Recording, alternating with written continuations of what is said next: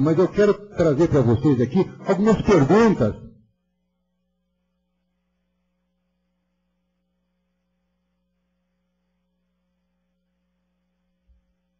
Quando a moça me fez aquela pergunta, você acredita em Deus? Minha resposta imediata para ela foi: qual? Qual? Porque há muitos deuses. Cada um tem o Deus, seu Deus, a sua própria imagem. Os homens ferozes e vingativos criam um Deus feroz e vingativo.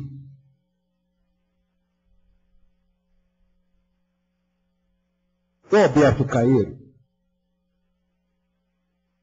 que é um dos heterônimos de Fernando Pessoa, eu trouxe até o livro dele aqui, ele diz umas coisas sobre pensar em Deus.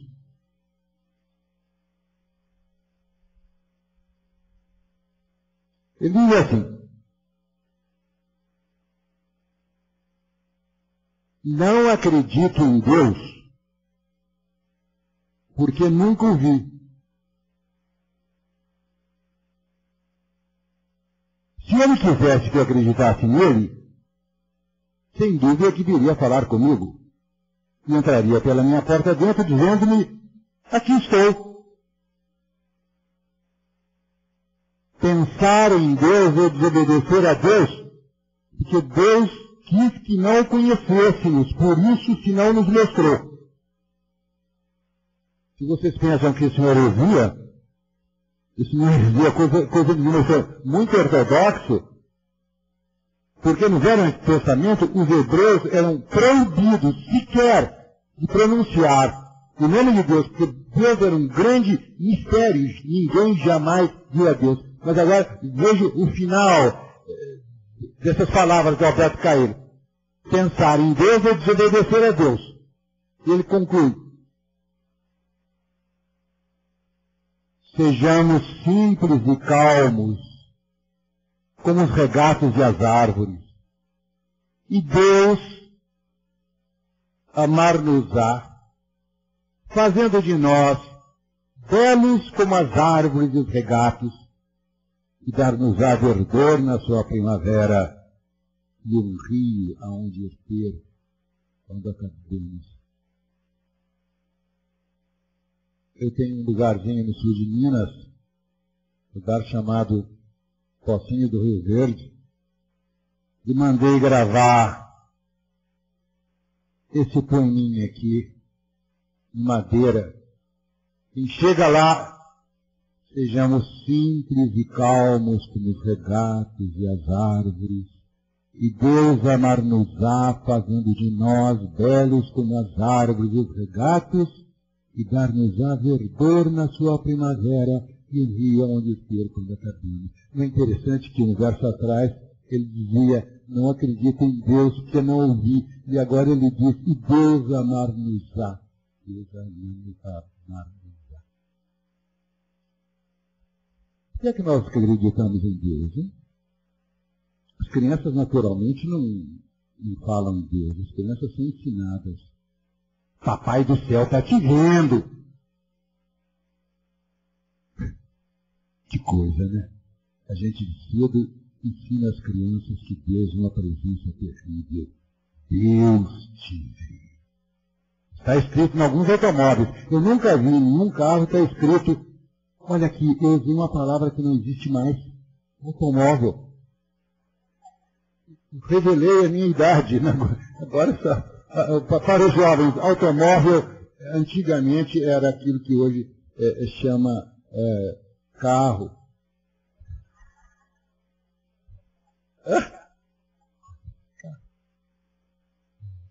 Mas você sabe que quando eu era pequeno, o que eu estava dizendo é o seguinte: eu nunca vi em um carro escrito Maria te vê. Por que não tem Maria te vê? Porque a Maria é bondosa. O céu tem uma burocracia muito interessante, tem umas instâncias furiosas. Há um texto da Idade Média, Há um texto da Idade Média que diz como é que acontece a burocracia celestial. Deus está muito longe, Deus está lá em cima. Maria está pertinho. Então o pecador chega para Maria com a sua súplica: oh, Maria Santíssima, eu te amo e eu quero isso. Faz o pedido para Maria. Maria é tão generosa, acolhe todo mundo, é uma mãe maravilhosa, e ela vai então, olha a burocracia, vai à segunda instância, Jesus Cristo. E ela diz a súplica do pecador, e para convencer, isso não é invenção minha, isso é um texto medieval, para convencer Jesus, ela mostra o seio para ele. O seio onde ele mamou. Um tipo de uma pequena chantagem, né? Você mamou nesse seio e agora. Aí Jesus, movido pelo seio de Maria, vai até o Pai severo e fala o pedido do pecador. E sabe o que ele mostra para Deus? As suas mãos e os seus pés perfurados. Deus, então, comovido sadicamente pelos furos que ele mesmo mandou fazer nos pés do filho e da mão, ele... Gente, isso são coisas que são pensadas, não fui eu que pensei, eu não teria capacidade de inventar isso, são coisas da Idade Média. Santo Tomás de Aquino, na Suma, diz o seguinte, eu vou citar literalmente, porque eu já li esse texto tantas vezes que eu decorei. Deus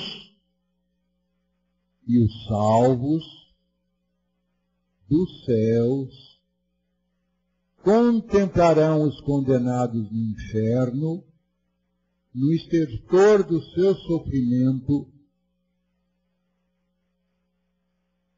para que a sua alegria seja completa.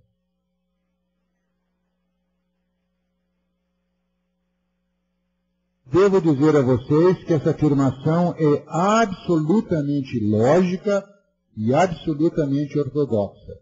Vocês querem ver? Deus vê os condenados no inferno? Vê, porque Ele é onisciente. Deus fica triste com o sofrimento dessas pessoas no inferno? Não. Deus não pode ficar triste, porque se eles estão no inferno, é por vontade dele, porque foi ele que fez o inferno. Não pode ter sido o diabo que fez o inferno. Porque Deus é que é todo-poderoso. Então, porque Deus é todo-poderoso e eles estão no inferno sofrendo, Deus tem de estar feliz, porque um ser perfeito como Deus não pode ser infeliz. A marca do ser perfeito é a sua própria infelicidade. A sua própria felicidade. Minha mãe era pianista. Eu comecei a ouvir música clássica desde que eu estava na barriga dela. Então, a música clássica é coisa que eu respiro. Não há nenhuma desonra em não gostar de música clássica. É como a comida, a gente gosta de uma coisa e gosta de outra coisa.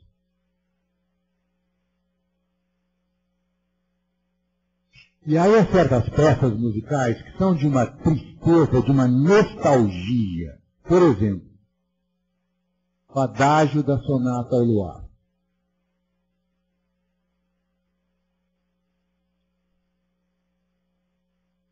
O adágio da sonata patética.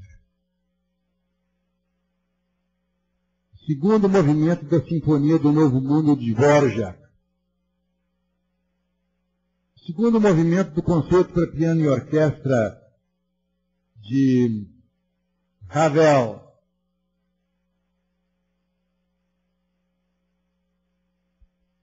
A sonata para violino e piano de César Franck. Eu, quando estou trabalhando, não escuto música, porque a música é tão forte para mim que ela atrapalha meus pensamentos. Então eu não escuto música. Mas uma vez eu quebrei esse costume e pus lá um CD que eu nunca tinha ouvido.